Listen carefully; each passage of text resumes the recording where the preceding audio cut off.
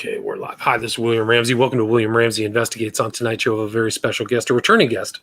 Her name is Roberta Glass, and she hosts the True Crime Report, which you can find on iTunes. And according to Listen Notes, it's in the top 1% of all listened to podcasts in the world. So people go check that out. She covers a variety of subjects.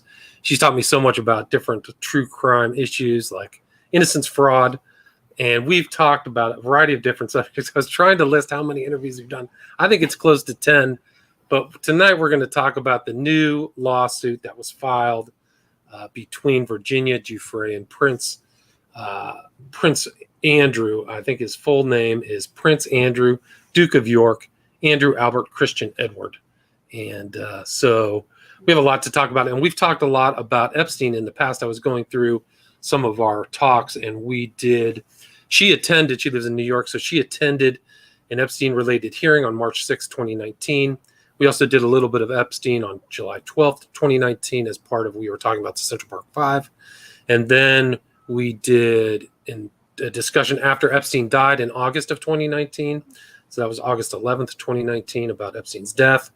And then I read into the record on August 27th, the full reading of the court transcript of 23 victim statements about Epstein, people who never had their day in court. But I definitely recommend people check that out. And then we discussed the Giuffre Ghislaine Maxwell deposition, and that was released in October of 2020. So people can check that out. So this is another addition to this long, drawn-out saga, which doesn't seem like it's going to end soon at all. I highly recommend people go to the True Crime Report. Roberta talked to her mother about the case. Her mom had some interesting insights and very funny. You guys were laughing a lot. So I invited Roberta to join me again. So Roberta, are you there? Yes, thank you. Awesome. Well, thanks for agreeing to the interview. So what's your kind of initial impressions about this suit? I think it was filed just August 9th, I believe, was the filing date. And it just kind of continues on in this Epstein saga. It's not really going away. What are your initial thoughts? I'm very interested in it. I think everybody can agree that it's more a strategic lawsuit than it is an actual lawsuit that we are, how do you put it, that we could expect Prince Andrew to be punished. Right. Or go to court. Right. So it's strategic in the way that has to answer to it. So if he answers it, then he can do one thing, which is say he's going to show up for a deposition and then postpone it and try to keep postponing and postponing and postponing and postponing and postponing the court appearances. So it never just keeps getting pushed down the road. That's right. Probably not a good strategy because he's not that old. and Virginia Giuffre has determined that she will see this out. And she's made many lawsuits, so many lawsuits that I don't think I could count them all. I think, what is this? Maybe lawsuit 10, 15? Something, yeah. There's very many. So his other option is to not answer it. And then if he doesn't answer it, then he forfeits judgment if it goes forward and she wins. And then they're putting the amount of money that she deserves to a jury. And I can see a jury being very sympathetic towards her. And then there's this amount of debt that he owes for this lawsuit that's going to haunt him around. Like, he's never going to come back to the United States. That's for certain. He's not going to step foot. And that's something I saw in the Nexium trial with Claire Bronfman's sister. She's in France, where she can't be extradited, and she's never going to step foot. Ditto Prince Andrew. He's never going to come back to the United States. He's going to stay in the UK, and he's going to avoid this. And I think they're going to try to hide him away. I think you're right. And I think that's indicated in this civil filing where they said they were going to have a tolling agreement that they included at the end of the filing, if you recall that. And they didn't get anything back from his attorneys. They just basically, didn't want to respond. Do you recall that part of the complaint, that filing? Yes, and he's just been completely incooperative while saying, "Oh, well, yes, I would cooperate." And one thing I brought up in the interview with my mother is that some people close to the palace said that the FBI, Prince Andrew feels the FBI has broken trust by releasing that he hasn't been cooperative. Oh, wow. So what does that really mean? That and he believes that the FBI has to build up trust for him to cooperate again. That is the biggest amount of foolishness that I've ever heard. Yeah, I mean, what are we, best friends? Him and the FBI, they have to build trust up. What are they, dating? You know, just answer the questions or say you're not going to answer the questions. But all this ridiculousness and the fact that I'm starting to see, which I didn't see in the beginning, some supporters of his, and I wonder if they're real people or they PR bots or what, going after Virginia in the comments and YouTube videos and supporting him. Now, these have to be either they're PR bots or they're the most naive people in the history of the world. And if so, I'm sure there's a bunch of lawyers who want a list of these people to put them on juries. Right. Because anyone who saw that interview in the BBC Right. did, and believed one word out of his mouth, I feel so sorry for them. I don't know who they are. Are they living in a bubble? What's their worldview? Because if that's not the most obvious case of lying, the most car crash, disastrous interview, I don't know what is. That's not it. Totally agree, and it's going to come back to haunt him, because that's going to be involved in this case, I believe, for certain. I don't remember it in the complaints, but it's going to come up to damn him. There's pictures of him with holding on to Giuffre, that kind of infamous picture of him with his arm around her waist, with Maxwell in the background. And I think it was Sean Atwood who confirmed that that's her address, because he went to her house and opened the front door, and there was the kind of wooden staircase or whatever. So I don't know how he's going to get away with that. And she said of a lot of other stuff, a lot of other meetings with him. So, yeah, he's probably sweating it, I would say, in a big, bad way. You know, they always bring up that picture as if that's the only thing that she has that connects her with Prince Andrew. But there are many witnesses that are two who are willing to testify that they saw Prince Andrew with Virginia Giuffre. So there's one in Tramps, one in Little Prince Edward Island, Right. and now I'm forgetting the third one. No, I think there was one that saw her with him in New Mexico. Is that right? Maybe it was. I think so. That's right. In New Mexico, right. And that witness testifies. Is that the same witness who testified, who worked for Epstein, who said that Prince Andrew was given by Epstein some neurosurgeon student? No, I don't recollect that. Yeah, No, I don't know that. Yeah. So I think and what makes it more obvious is that interview, which he was advised not to do. He insisted to do it. And after that interview with the BBC was over, he thought he did fantastically, which is so even more interesting to me, the mindset of that. Yes. To do that interview, to look at, even if you look at Emily Mateus's face at the end, where he said, well, I won't say that I regret my relationship with Epstein. And it's in this lawsuit where they reference that he doesn't regret the friendship with Epstein. And they reference this BBC interview. And there's that picture of him and Epstein in New York, right? They're walking around at Central Park, whatever. Right at the end where he says, well, Epstein obviously conducted himself in a manner unbecoming. And you see Emily Mateus's face just drop with disbelief. And she says, unbecoming. And he was a sex offender. And then, of course, he retreads his words and rewords the whatever the response is. Oh, yes, he was a sex offender, whatever. So, like, it just didn't sink in, like the gravity.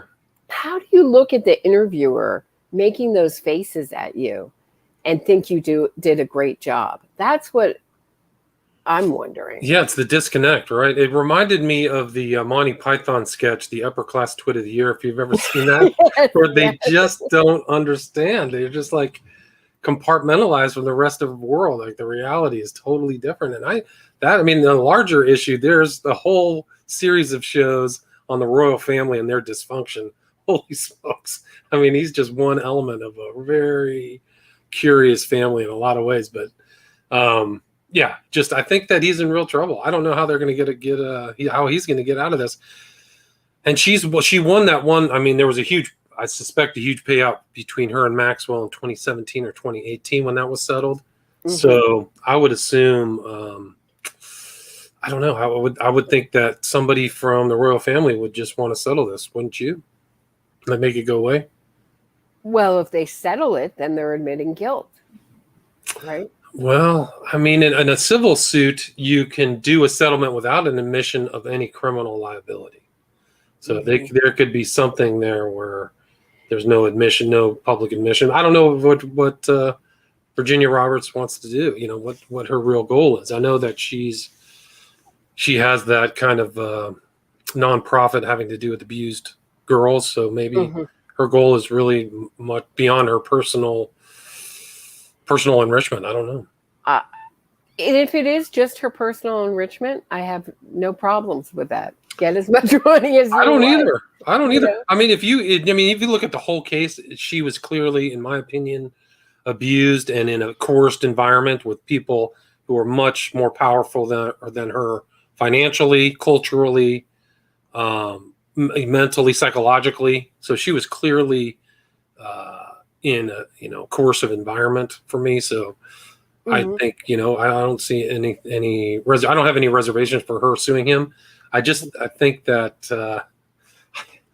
it takes a lot of guts. She's taking on the royal family, and they have they have certain resources. I don't know what their response is going to be. It's going to be interesting to see how this plays out.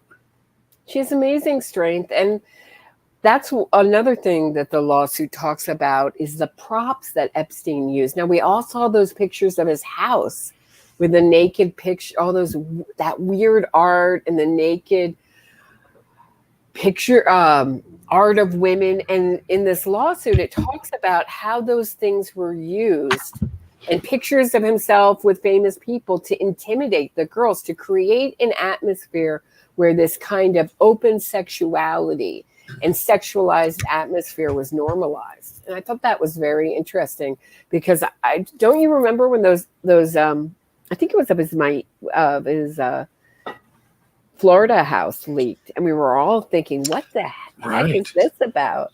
Yeah. What is this weird art about? And all these nude pictures. What is this about? It's so creepy and weird. And it was really interesting to see it contextualized in the lawsuit where they were saying they always, Maxwell and Epstein always reminded their victims of all the famous people they knew. There were pictures of themselves with famous and powerful people all around the house. And in addition to that, there were these naked art and also massage tables in the open, sex toys in the open. And that created this kind of atmosphere of not only coercive control, but normalizing this kind of abuse, the abuse that they were going through. Right. I mean, in the complaint, they use interesting terms. Sometimes you see kind of non-legal things in a complaint, like it's time for Andrew to be held into account right there at the end. But also, in Section 19, they say Epstein had perfected a scheme for manipulation and abuse of young females. So just the word "perfected" is interesting. Just saying that he had his. I mean, they're alleging that he had the whole thing down to a T, to bring him in. Maxwell brought him in. They fed him out. They rotated him. So it's pretty fascinating. And just how big this operation was, is it just constantly baffles me. How many people, for example, did you see that Bill Gates, when his divorce came out, his wife said that Epstein was one of the reasons she was getting a divorce. Yeah, I heard that. Yeah, I heard that was one of the main reasons. And the rumor was Epstein set him up with like either Swedish couple or mother-daughter. That was something. You hear that story? Yeah. I think that was on Crazy Days and Nights. It covered some of the stuff. I had stuff about Andrew too. But he had been kept up to then. Bill Gates had been kept out mostly of the Epstein story. Very, very interestingly, I thought. No, it's very interesting. There's a lot of people who want to be kept out of that story. My understanding is that what's Andrew's brother? What was Princess Diana? I heard that he was friends with Epstein, not as much as Andrew, but that he's kept himself away from Epstein. What's his name? The Duke of Windsor. What's his name? Gosh. You mean Prince Charles? Prince Charles, yeah. No, my understanding is Prince Charles was also somewhat associated with Epstein, but has successfully ducked the public eye. Oh, well, he's getting great press. He's getting press better than most of the royals right now, saying that he wants to X him out of the royal family and he's disgusted with his behavior. So good for him. I mean, not good for him for getting away with it, but it just kind of, if that's the case, then he's really manipulated the public or the PR there. Yeah, no. I don't really mean good for him, but just in that's really slick. No, it's a lot. There's a lot of stuff going on. And Virginia Giuffre is still suing Dershowitz. I think that case is still ongoing. So there's still filings going on in that. So she's got Dershowitz and Andrew. Oh, my gosh. Yeah. I mean, Dershowitz's career is just, his legacy is just ruined. Yeah. Wrecked. Gone. But yeah, so Dershowitz got Boyes kicked off of that case, but Boyes is back on with Prince Andrew. So they have, they've got a power lawyer again on the Andrew case. So, well, don't you think she'll be able to find an excellent lawyer for her lawsuit against Dershowitz? Yeah, she did. She did. She got this guy Charles Cooper, is his name. So I think she replaced him out with an experienced litigator. Excellent. Yeah, and if you remember, I think it was when they got Cassell out, which is like one of the top lawyers in the whole country. I think that was the original case, even before Ghislaine Maxwell was the case with Cassell and Brad Edwards. If you remember that, Paul Cassell was the one who put out the response that included pictures of Dershowitz with Cernovich and all those people. You remember that? Oh, that was great. Yeah. No, I actually have that on my website. I suggest people go read that because it was a response to something. And you're really witnessing one of the top. Cassell, I think, was not a law professor, but I think he was the head law professor for the University of Utah or something like that. But it's on my website, William Ramsey Investigate. That response, I can't remember, response to something.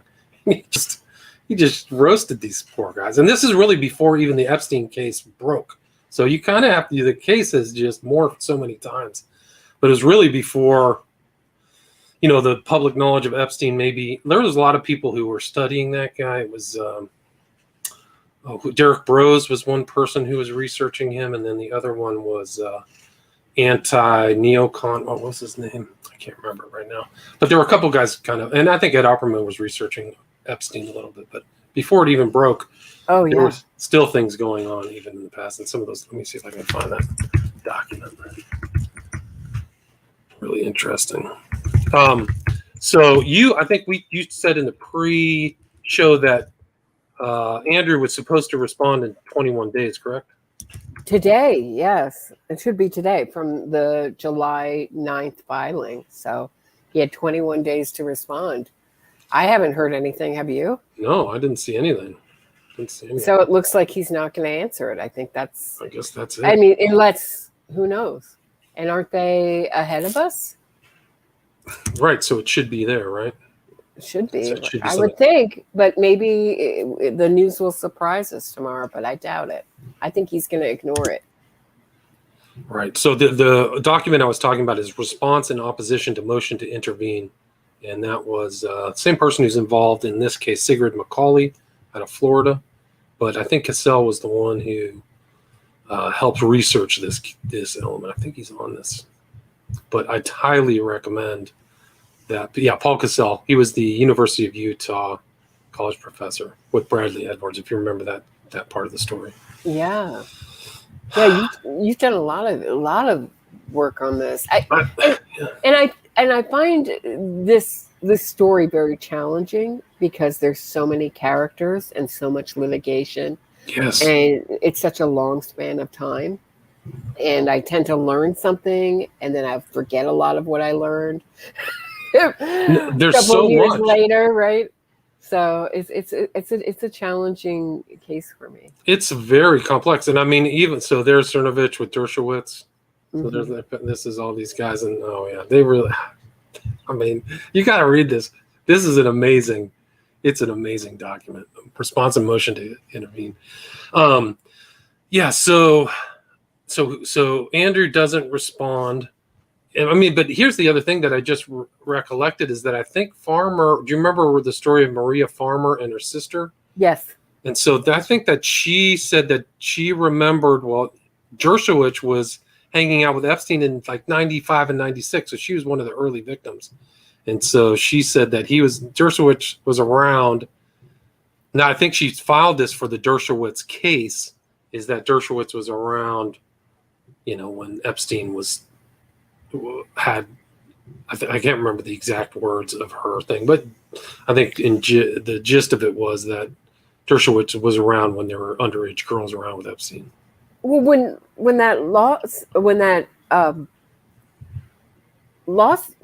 Epstein was arrested in Florida and pled guilty to prostituting a minor? What was it exactly? Apparently the girl in reality was 14, but then he pled to it being with a 16-year-old. And that was it. It was I'm trying to remember. It was I think that he ended up some type of sexual abuse element of it too. Dershowitz added himself into people who couldn't be prosecuted in that case. So he knew he was in that story. It's really hard to say you were never in that story. You never had that kind of massage from Epstein, blah, blah, blah. When you put yourself in a group of people who can't be sued in this story. That's an excellent point. And that was one of the big things when Epstein got arrested. His attorneys were arguing that anything that happened could not be prosecuted due to the global non-prosecution agreement. So that was back in 2019. When he was arrested in 2019. Do you think, in the other things, this was filed under the Child Victims Act that was signed into law with Cuomo? You just saw what I followed very closely. What happened? You're in New York, so you know all that stuff. And it was really disgusting. I mean, he was asking his assistant to find me a girlfriend that can handle pain, so that points to some kind of interest in some kind of deviant, or I don't know what you want to call it, alternative. BDSM. Right. And there was it was really disgusting, the whole Attorney General's report on him. And he very detailed, I might add, very detailed research. Yeah. And he went out saying they're all liars, but I'm going to resign. And I'm wondering, it just seems like there has to be 10, 15 women to bring a man like this down. And if there were just the picture, if Virginia Giuffre didn't have the picture and this story, would anyone believe her? All right, good question. I mean, I think that because of the dynamics, power, and money, I would say no. I think that's probably the reason why that these guys got away with it for that long, is that they were predators on unequal playing grounds with young, people who aren't even worldly. They haven't had any college education or anything like that, so they could probably just manipulate them, pay them off, or just intimidate them. So right, and we all just saw what happened to Tara Reid in Biden. Right, she was just ignored. Sorry, that you're inconvenient right now. Look at Hunter Biden. Look at Hunter Biden's whole story. Just like it just didn't even happen. Right. Right. I mean, you want to talk about the guy. And Me Too was involved. There were 2 organizations involved with Cuomo. Just briefly, I know we're not here to talk about Cuomo. No, it's okay. Please but Time's Up. Tina Chen just just resigned because she was ready to smear Cuomo's victims. Oh, interesting. And the Human Rights Campaign, which is the same organization that put together the sexual harassment course for all New Yorkers that we have to go through, which is, I don't want to exaggerate, but at least 30% to 40% about gender identity and nothing to do with sexual harassment. It's the most ridiculous course, but in order to work in New York, you have to take this course and you have to answer in all the politically correct ways. That's his group. And he also was ready to sign on and smear Cuomo's victims. Wow. So those two supposedly I would say left-wing groups that are supposed to support women are very happy to smear women when they accuse the wrong person, one of their own. Didn't that happen with Weinstein too? Didn't he have Gloria Alvarez's daughter was thinking about going after his? There was really a campaign against people who were complaining about Weinstein. I think that one of them might have been involved. Does that sound familiar to you? I thought she represented him for a short period of time. There was considering it. Something like that. Wasn't it something? I may be wrong. I'm not an expert. Yeah, well, I'm not either. But I remember that just kind of continuing with your theme. Another interesting story about this whole situation and what a tangled web it is you know who was of counsel at Boys Schiller Flexner? Whom? Hunter Biden. Oh, no. Yep. And I'm trying to think about the female writer I was telling you about a while ago who wrote a memoir. I believe it was the same woman who wrote Prozac Nation, wrote a memoir of her time at Bose, Schiller, whatever, and saying it was really wild and debaucherous. So I think of that every time I look at David Boies. Yeah, I've heard he has a very substantial wine collection and wine cellars, my understanding. So I actually think, I've seen some law firms where there's some interesting things that happen once. I mean, it's a high pressure job, so people take out, they play hard, work hard, play hard. So I've seen some of that. Definitely. What else is there to talk about regarding this Prince Andrew complaint, other than it's just like another thing to watch with Dershowitz. I don't know what's going on with the Dershowitz case, but yeah, he seems to have some bigwig attorneys in the UK who are representing him, huh? Did you see those names? No. Gary Bloxham, Daniel Cundy at Blackford's LLP. I'm sure he does, but I don't know how useful they're going to be to him if he doesn't answer it. Does it matter how great your lawyer is if you're not going to answer this kind of lawsuit? Right. Doesn't matter. It'll just be like, filed as a win for her if he doesn't respond. It'll be interesting.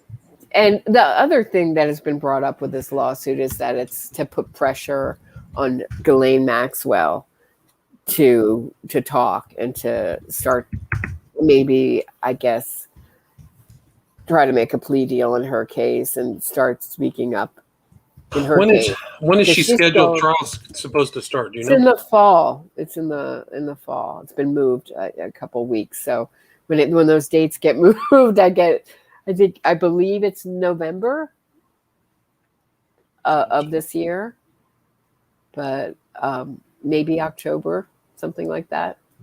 But it got moved. She wanted it to move it even further down.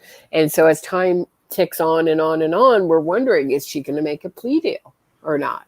Because I don't think she's going to do well at trial. Do you? No, I don't at all. I think you mentioned that in the talk with your mom, is that nobody likes her. She's not going to win. She's not believable. Her performance in the deposition was an atrocity. And if that's what she's going to be like on the stand or something, if she decides to go on the stand, it's just even worse. So I don't think it looks good for her at all. Mm-mm. But she seems, her family seems a little delusional. They put out this stuff that she's been abused in jail and not treated well, and she should get bail, and all these kind of things into the press to make her look like a victim, and that seems to backfire. So are they all? And families tend to be I don't know how to explain it, but they tend to protect, kind of envelop each other and protect each other from the real world. So does she have a sense of the real world in this lawsuit, or lawyers giving her good advice? Because the best thing she can do is plead guilty. But I think she doesn't think that the things she did were wrong. Right. Well, she's living in a fantasy land because she did all kinds of dirty stuff. I mean, I think on the record she was. I mean, not just Giuffre, right? Aren't there other people who said she was up to no good? And I mean, where did she even get her money? Has anybody ever determined where she got her $100 million or whatever? Besides her father, who wasn't he in debt when he supposedly killed, quote unquote, as everyone does in the story, quote unquote, killed themselves? I don't know. I don't know either. But the other thing is she was found with that phone covered in tinfoil, hiding her identity. I mean, how stupid not to go to France. How stupid. Really? Yeah. I mean, that's her background. Even if they came after her in France. Right. That's what Polanski did, I think we can all agree that French prisons have to be better than American. I would say that's her background, right? Her mom is a huge French. Yeah. Right. So she has dual citizenship. Why she wouldn't stay over there? So strange. When they arrested her, I thought that would be the last place she would be. I literally thought like Brazil. Remember all those sightings and stuff? Right. She was at the In-N-Out in L.A. or supposedly. Is that a real picture? Because I saw the picture. She was reading this FBI or CIA book, supposedly an In-N-Out burger. And then they said, oh, no, that's been doctored. That's not a real picture. Did she put that out? Is it a real picture? I have so many questions about that picture. There's a lot of questions about that. My understanding, somebody did kind of a real insight into that, and that one of the signs in the background that at the bus station was dated, and it had to have been like 2 years before, so that it was shopped. So I think my understanding is that was shopped. So somebody may have put it out just to try to trick people to think she was in LA. So maybe she put it out there to try to make people think. I wouldn't be surprised. I wouldn't be surprised. Seems like the kind of thing she would do with a cheeky book like that. I mean, everything hints to intelligence in this, but nobody's really talking about it. There's been a bunch of people who've gone on the record saying he has to be intelligence. This has to be an intelligence operation, and then it kind of just drops. Well, if it is, she's the intelligent one over Epstein. I think that she's the cultured one. I think it's Oxford education, always a socialite and always in the social groups. So I think that she is really Epstein's remarkable, but she's a very talented, very intelligent person, very capable. So, but she's also the one with the Mossad background too. I mean, I'm talking about intelligence, CIA, right? Mossad, that kind of intelligence. That's what I was referring to. Well, both. I know you're right. It's very kind of interesting. Yeah. No, you're right. But I think that if you look at her dad, her real dad's real name was Abraham Laszlo. That was his given name, and survived the Holocaust. Like there's pictures of his. I mean, his family went through a nightmare. But there's an interview where he took to start off his publishing empire. My understanding is he took a loan from MI6, and they admitted to it. So he had intelligence after the war, or in the war, he was involved in intelligence. A very intelligent guy, obviously, but he was kind of like a triple agent or something, where he was in that murky world. There's no question about it. So maybe he imparted some information to his daughter. How to play the game, how to play them all. And if you remember, I think it was in the original court filing, Mueller or the FBI mentioned that Epstein was an informant of some sort. Do you remember that? It was Mueller, who was the head of the FBI. He said that when... I think it was in the court filings that there was an acknowledgement that Epstein had given information to Robert Mueller. Oh, that's interesting. I don't remember that. Yeah. Let's see if I remember this. See, Epstein docs. FBI had evidence. Robert Mueller and James Comey protected pedo Epstein refused to take action.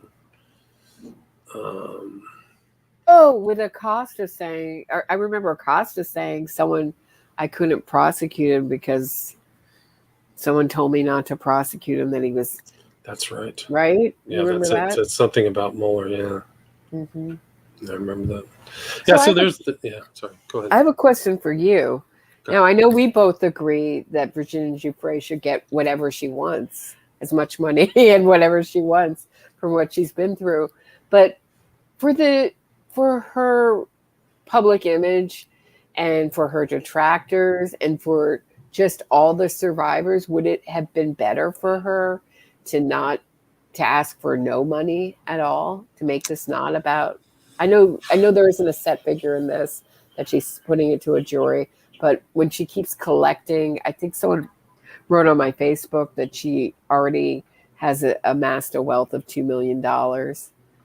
Yeah, I heard that. I heard that she got 7 figures in her settlement with Maxwell. I would say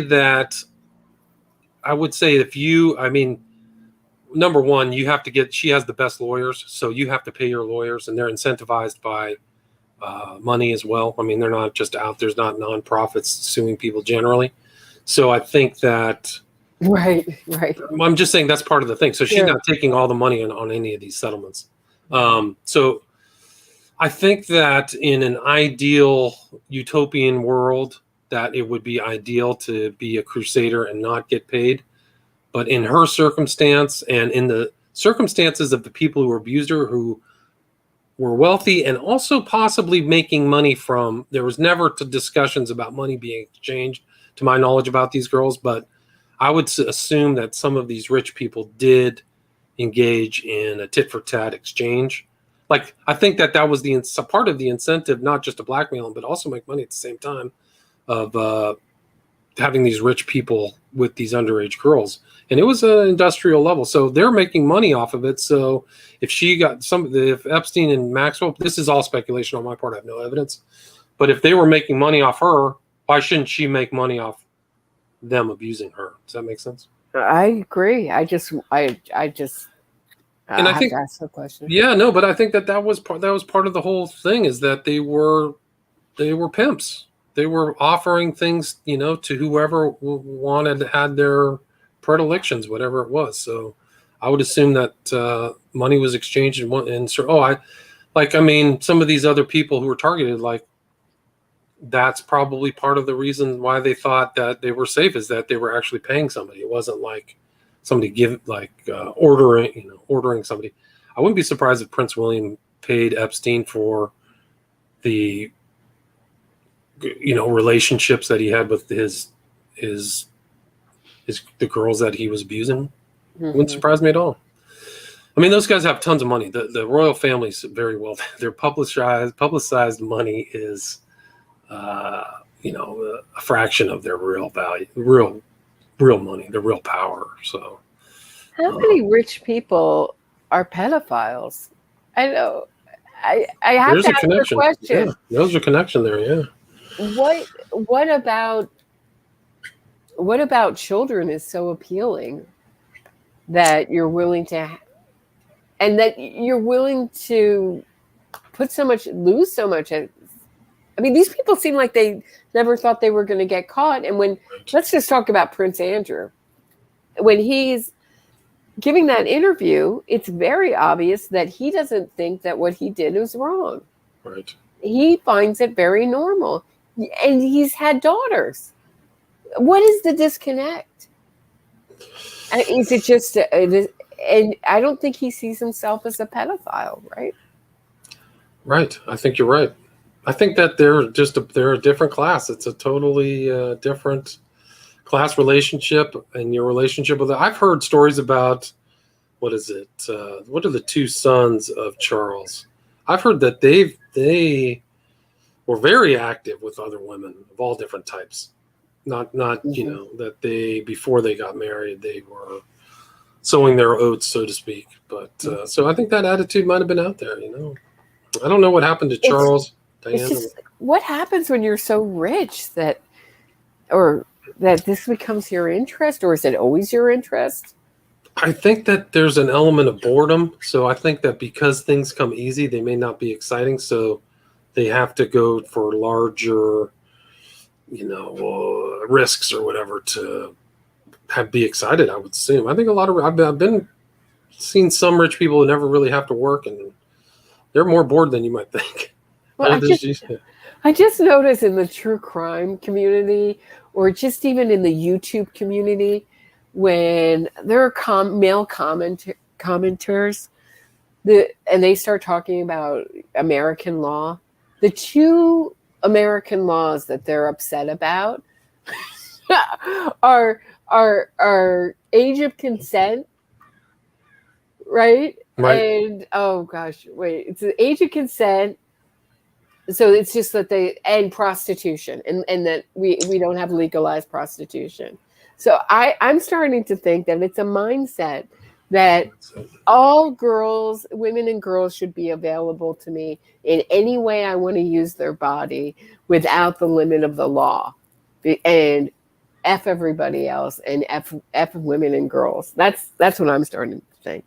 And I know that probably won't make me very popular to say that, but I really don't Well, I think there's an element of truth there, right? And even from this criminal complaint against Andrew, there's the quote, 57, Epstein told a New York Times reporter, not just a New York Times reporter, James B. Stewart, a very legit journalist, quote, that criminalizing sex with teenage girls was a cultural aberration and that at times in history it was perfectly acceptable. So, right. He was well, and all these pedophiles will say, well, you go to France and you can marry someone who, or illegally be with someone who's 13 or 14. In France, they do it this way.